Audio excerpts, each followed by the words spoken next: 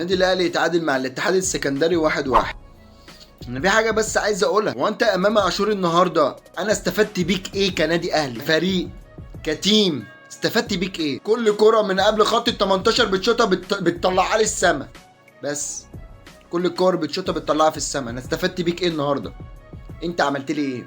ضيعت لي ضربه جزاء بتنفيذ كرة عمري ما شفتها في حياتي ان لعيب بينفذ. الكرة الوحيده اللي شفتها لحسين الشحات اللي هو جاب ضربه الجزاء. بس فين حسين الشحات؟